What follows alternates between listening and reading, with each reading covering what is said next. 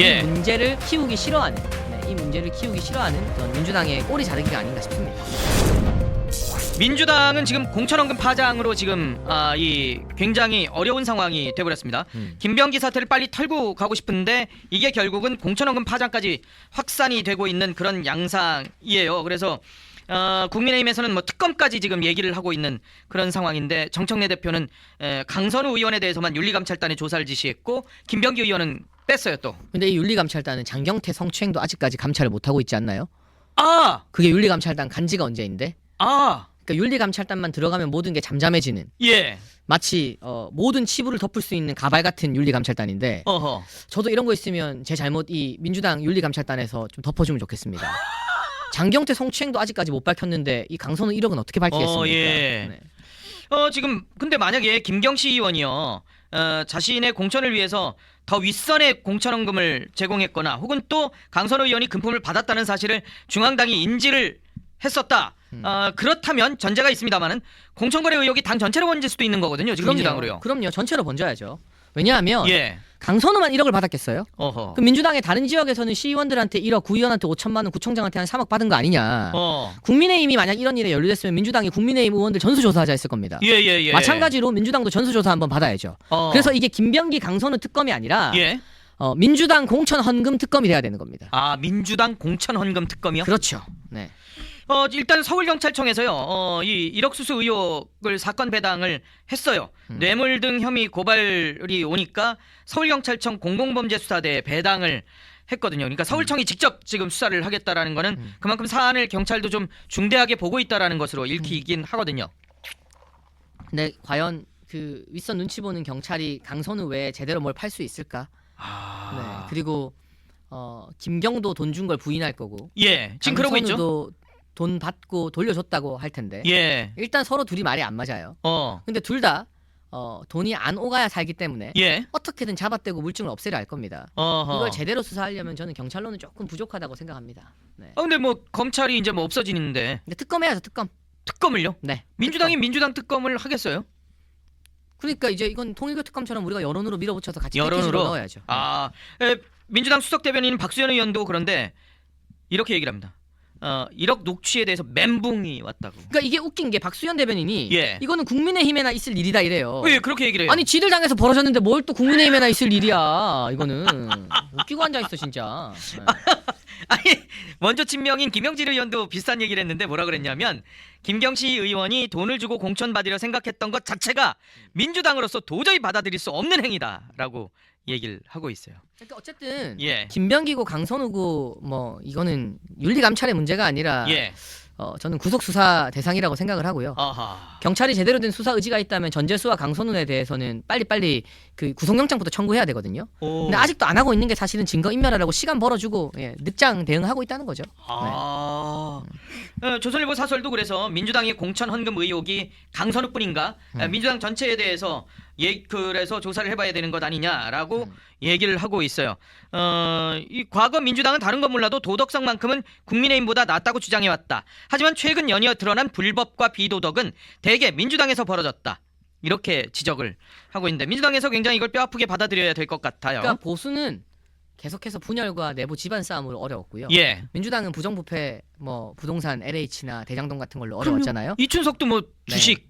그러니까 이제 보수가 분열로 망하고 진보가 부패로 망한다는 게 새로운 공식이 된 지는 좀 오래된 것 같아요. 예. 10년 된 것 같아요. 네. 지금 보수 진영에서 뭐 떠들썩한 조직적 부정부패 소식은 안 들린 지 꽤 됐잖아요. 그러네요. 어떻게 보면 이건 저는 통일교 문제도 전재수 장관이 더 크고. 예. 저는 강선우 개인으로 끝날 문제가 아니라 예. 이게 좀 민주당 진영 전체에 대한 공천 헌금이나 부정부패 이슈로 커져야 된다고 생각합니다. 근데 김병기 의원은 왜 감찰에서 제외했을까요? 뭐 원내대표로서 봐주는 건지. 예. 아니면은 이재명 대통령이 김병기를 되게 아낀다고 알려져서 좀 봐주는 건지. 예. 이 문제를 키우기 싫어하는 이 문제를 키우기 싫어하는 어떤 민주당의 꼬리 자르기가 아닌가 싶습니다. 요 부분은 사실 그 매일신문 최훈민 기자가 분석을 아주 잘 해놨더라고요. 친명계의 두 사람인 이 김병기와 강선우가 왜 이렇게 다른 상황들을 맞이했을까라는 거를 굉장히 분석을 잘 해놨으니까 뭐라고 분석했나요? 결국은 이 내부의 갈등 양상이 있다는 거죠. 명청 갈등의 연속선상에 있고 그리고 김병기와 강선우에 대해서 이 친명계 내부에서 강원이 다르다는 거죠. 그래서 윤리감찰단은 아까 말씀하셨습니다만은 정청래 대표 체제 하에서 이뤄지는 것이고 김병기 의원은 이제 수사를 본격적으로 받아야 될 수도 있는 그런 상황이니까 오히려 정청래 대표 입장에서는 강선우를 좀 두둔하는 상황이 됐고 그러니까 이 김병기는 예. 어떻게 보면 정청래 견제 역할을 계속했었죠. 그랬죠. 그리고 이재명 대통령과 더 가깝다고 알려져 있고 예. 강선우나 장경태는 예. 정청래와 더 가까운 걸로 알려져 있어요. 친명계지만 정청래 대표하고도 친청이죠. 예. 왜냐하면 강선우가 여가부 장관 잘릴 때 정청래가 엄청 열심히 쉴드 쳤거든요. 그랬었죠. 그걸로 사실은 그 당대표 선거에서 당원들의 좀 호응을 얻었습니다. 예.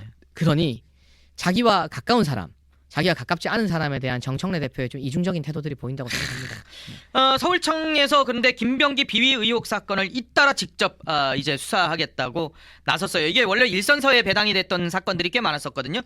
그런데 이게 서울청으로 이제 다 이송이 된다고 하는데 국정원법 위반 혐의 사건 있잖아요. 그 아들 그거 서울청 공공범죄수사대로 이송된다고 합니다. 서초경찰서에서 이제 서울청으로 오고 그리고 영등포경찰서에서 수사를 하던 대한항공 등으로부터 받은 뭐 숙박권이라든가 이런 것들 청탁금지법 위반하고 뇌물수수 등 혐의 사건도 서울청으로 이송이 된다 그러고 쿠팡 인사 개입 의혹을 이거는 원래 서울청에서 수사를 했었으니까 아마 통합해서 다 서울청에서 수사를 하게 될 것 같아요. 강선우 건도 김병기 건도.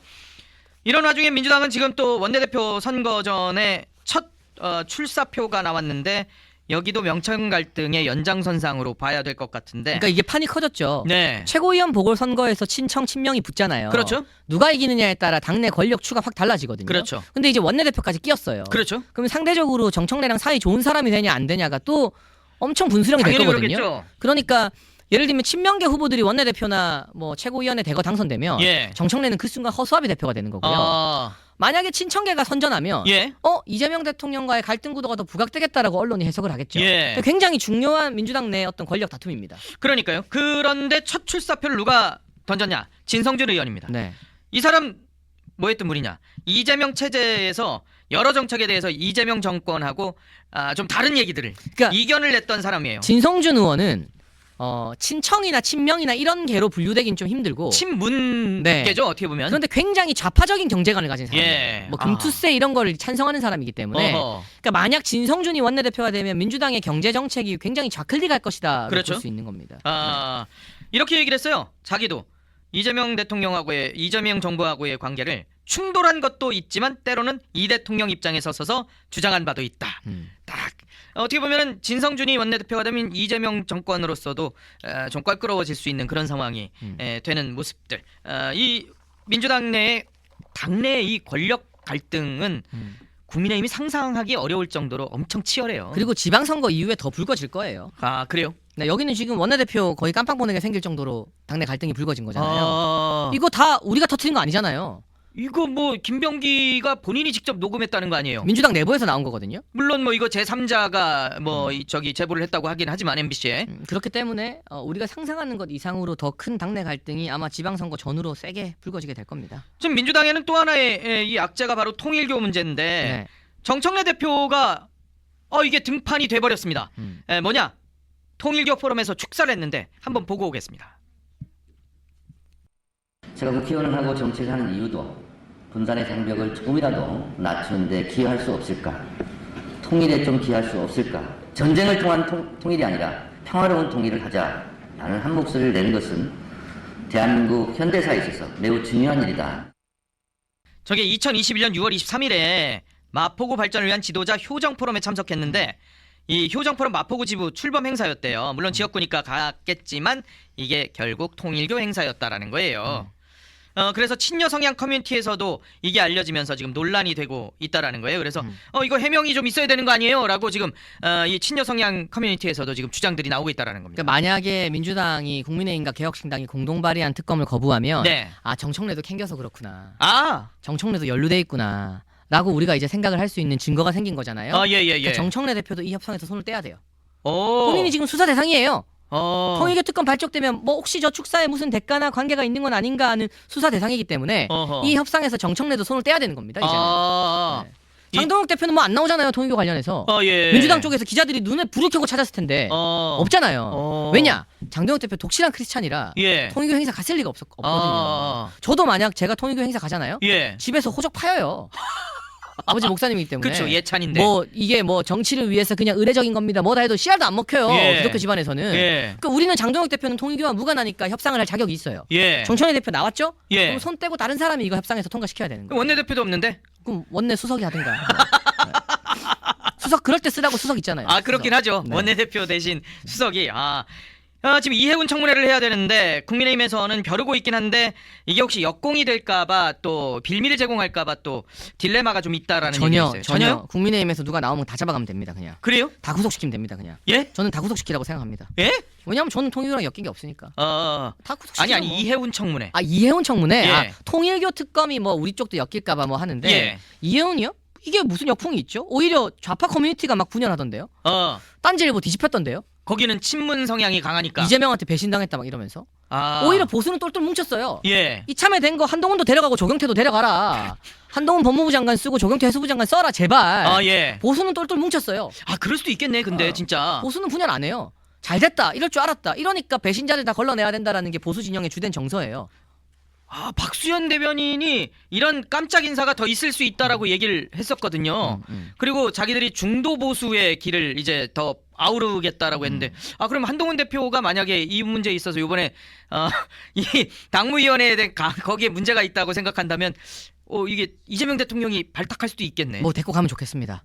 근데 그래요? 민주당에서도 극혐하니까 그럴 일은 없을 것 같은데 예. 법무부 장관을 쓰든 보건부 장관을 쓰든 좀 데리고 가면 좋겠습니다. 보건부는 왜요? 이재명 대통령의 공약인 그 탈모 비급여 이런 것들을 누구보다 진정성 있게 추진할 수 있지 않을까. 그래서요? 그래서, 네. 예. 보건복지부도 나는 추천합니다. 네. 다른 이유가 있는 줄 알았네. 나 네. 또. 아무튼 좀 다 데리고 가주십시오. 그럼 제가 일주일 동안 우리 이재명 대통령 욕 안 하겠습니다. 네. 공약하신 거예요? 네, 다 데리고 가주면. 네. 누구? 조경태 한동훈. 네. 두 분 더 데려가시면 네. 그럼 일주일 동안 이재명 대통령 욕 안 비판 안 하겠습니다. 하겠다. 네, 잘하는 인사다라고 제가 진짜 말하고 다니겠습니다. 네. 약속 지키셔야 돼요. 약속합니다. 근데 이재명이 데려간 보수 성향이라고 꼽혔던 인사들의 공통점이 뭔지 아세요? 뭔가요? 뉴데일리는 이렇게 표현을 썼더라고요. 제 표현이 아닙니다. 철새. 영입 5인방 모두 정당 갈아타기 이력이 있다는 거예요. 이해운 당정만 5번 바꿨다 그러고요.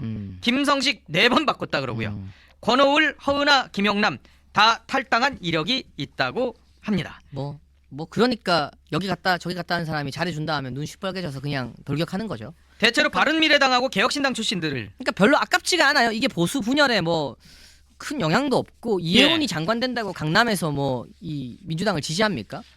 그 일부 그렇게 분석을 하더라고요. 택도 장성철 없는 평론가였던가? 소리거든요. 그러니까 좌파들이랑만 노는 거죠. 보수에서 안 끼워주고 그런 헛소리를 하니까. 이해운 보고 강남 3구 주민 누가 서초 주민 누가 이해운을 데리고 갔으니 우리가 이제 민주당을 찍어볼까라고 합니까? 무슨 꿈꾸는 것도 아니고. 저 오랜만에 사실 뭐 이분은 언급을 할 뭐 그렇게 이슈가 되나라는 생각을 좀 잠시 했는데 이게 좀 재밌는 기사라서 하나 찾아봤어요. 네.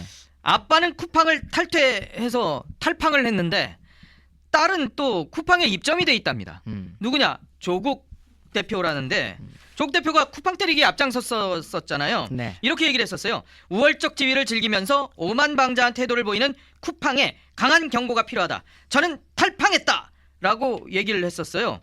정신 차려라. I am warning you. 이렇게 했었거든요. 미국인 봄킴.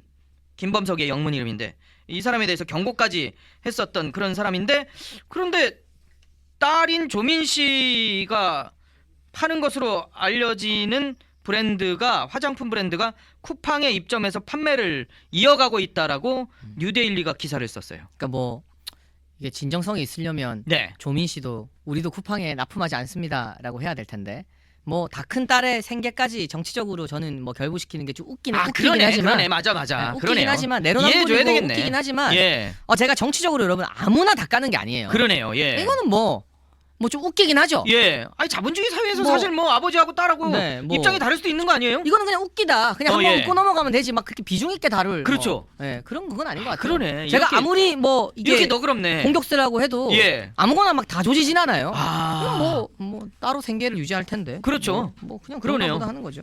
조국 대표님. 그냥 예, 한번 예. 좀 웃긴 일이다. 예. 그러니까 이게 뭐 수신 제가가 좀 안 되는 건 맞다. 예. 맞잖아요. 뭐 그렇긴 하지만 네, 근데 뭐 그 정도다. 딸한테까지 탈팡하라고 할 수는 없으니까. 뭐 그건 그렇습니다. 또 다른 뭐, 사업가고. 뭐 그러니까요. 네. 아버지는 정치인이고 이게 길이 다르니까. 네, 네, 네. 네, 맞아요. 우리가 이해해 줘야 되겠네, 뭐, 이건. 그거는 뭐. 예. 이거 이해해 주자고요. 예. 조민님을 이해해 주자고요. 예. 감사합니다. 많은 분들이 아직까지 봐주시고 계신데요. 좋아요는 필수예요. 좋아요를 콕 눌러 주시길 부탁드리고요. 몇 개만 100개만 더 하면 좋아요 2,000개 되겠네요. 그래요? 100개만 더 하면 2,000개 된대요. 네. 여러분께서 실시간에서 2,000개를 만들어 주시는 또 그런 역할을 해 주시길 꼭 부탁드리겠습니다. 그리고 구독 안 눌러 주신 분들 구독을 꾹 눌러 주시길 부탁드리겠습니다. 우리 김한솔 PD가 얘기를 하는데 40개 남았답니다. 40개 남았대요. 2,000 달성했답니다. 아유 감사해요. 감사합니다. 역시 엄튜브 네. 시청자 여러분께서는 품위가 있으십니다. 네. 역시 누구처럼 저기 뭐 뒤에서 이렇게 가족 명의로 뭐 이렇게 하거나 이러진 않아요. 엄튜브 그 시청자 저는 여러분께서는. 여기에 굳이 들어와서 예. 저한테 악플 다는 우리 외로운 할머니들을 저는 존중합니다. 저한테도 왜? 막 욕을 하시던데 저는 뭐 저분들은- 그런 생각을 하실 수 있다고 생각해요. 자기 아이디로 악플을 다는 거니까. 예, 맞아요. 뭐 허위 사실을 퍼뜨리면 고소는 당할 수 있을지언정 저는 예. 여러분을 리스펙트합니다. 예, 여러분이 맞아요. 한동훈과 한동훈 가족보다 나아요. 예. 익명의 뒤에 숨어서 여론 조작을 안 하니까. 그렇죠. 저는 예. 여러분을 리스펙트합니다.